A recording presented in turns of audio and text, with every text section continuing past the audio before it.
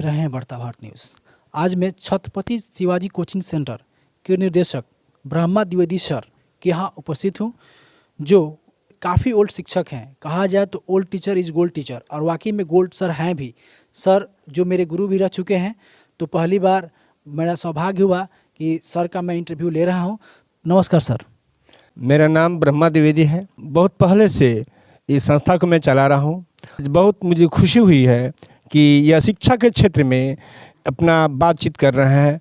ऐसे शिक्षा के क्षेत्र में कोई भी न्यूज़ वाला इस पर ध्यान नहीं दिया है, इसलिए मैं बहुत इसका अभिनंदन करता हूँ। आपने अपनी संस्था की शुरुआत कब से किया? मेरी संस्था 1979 ईस्वी में प्रारंभ हुई। उस समय देख रहे थे कि शिक्षा के क्षेत्र में शिक्षा के बारे में, शिक्षा के जगह पर खिलवाड़ कर रहे थे।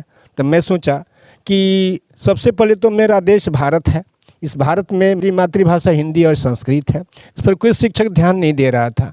तो मैं सोचा अपनी कला हिंदी और संस्कृत का कला है, मैंने पढ़ाना स्टार्टिंग कर दिया और उस समय पढ़ता भी रहा और पढ़ाता भी रहा हूँ।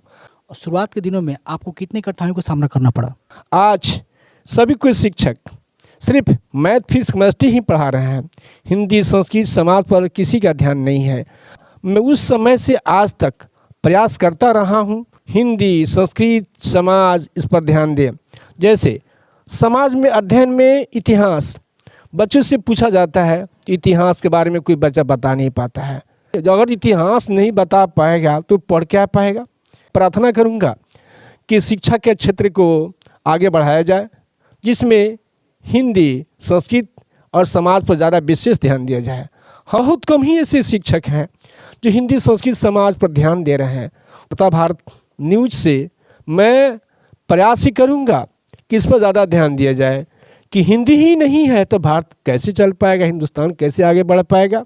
सिर्फ बच्चे अंग्रेजी जानते हैं और आज समाज में हमारे देखते हैं कि हिंदी जो है गिरता हुआ जा रहा है।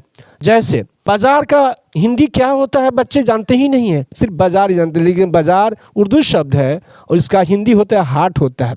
मैं भी प्रयास करता हूँ शुद्ध हिंदी बोले, कम से कम। सबके अधिकांश मार्केट बोल रहा है, चाहे बाज़ार बोल रहा है।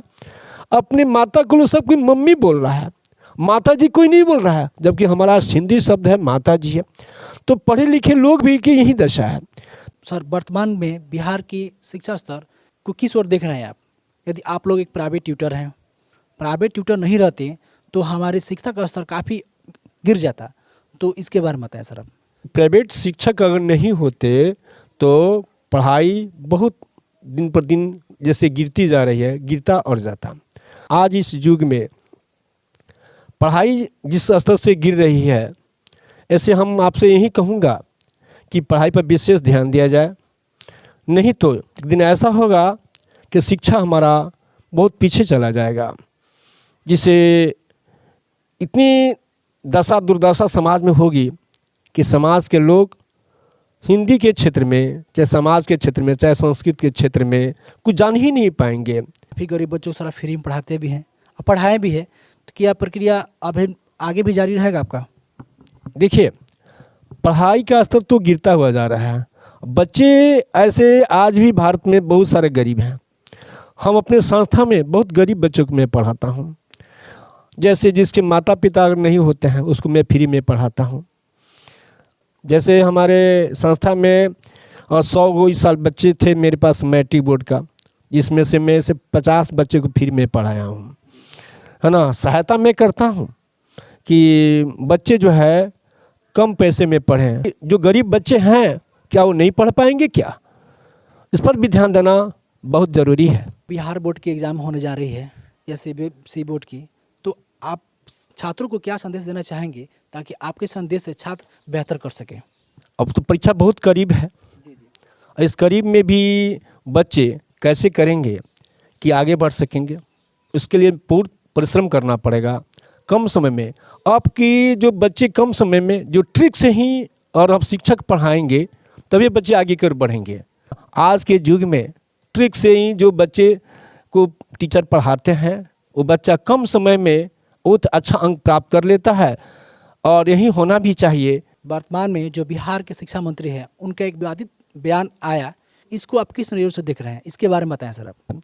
हमारे बिहार के शिक्षा मंत्री जिसका नाम श्री चंद्रशेखर जी हैं, वो हमारे धर्म के विरोध किए हैं, जिसमें इस प्रकार का ऐसे हमारे किए हैं जिसमें सीता का उल्लंघन किए हैं, राम जी का उल्लंघन किए हैं। लेकिन ऐसे कुछ दल है, कुछ लोग ऐसे हैं जो उनका विरोध करके दिखाए हैं। उन्होंने ये कहा है, शूद्र गंवार ए पशु नारी ए सकल ताड़न के अधिकारी, यानी वो सब लोग समझ रहे हैं। पहले के ऐसे कवि लोग ने कहा है कि ताड़ना में पीटना होता है, लेकिन ताड़ना में पीटना नहीं होता है, ताड़ना में से देखना होता है। देखने से है ना इस सब पर के असर पड़ता है, इससे इस सब को देखते रहना चाहिए। चंद्रशेखर जी की कहने का अर्थ उनका बिल्कुल गलत था।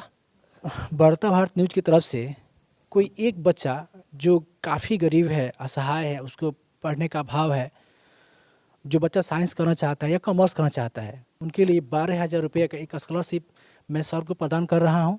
जो बच्चे बिहार बोर्ड से एग्ज़ाम देने के बाद जब इंटर में जाएंगे बेतिया शहर पढ़ने के लिए, उसे फिजिक्स केमिस्ट्री और मैथ इंग्लिश बायो की क्लास में 12,000 रुपये की छूट मिलेगी।